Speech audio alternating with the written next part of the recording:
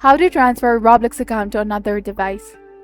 Hello and welcome back to our channel. In this instructional video presentation, I will demonstrate how to move your Roblox account to a different device.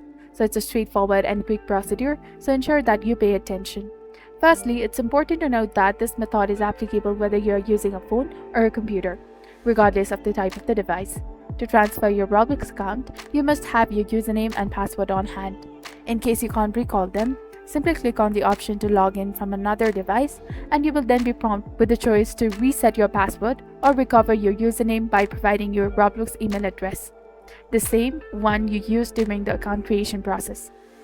To transfer your account to a new device, such as the one shown here, simply log in with your username and your password and then click on Proceed. Congratulations, your account now has been successfully transferred to a new device. I trust that this guide has been beneficial to you in transferring your Roblox account. If you found this video helpful, show your support by liking and subscribing to our channel for more useful tips and tricks. And don't forget to hit that bell icon to stay updated with our latest contents. Thank you for watching. See you in the next video.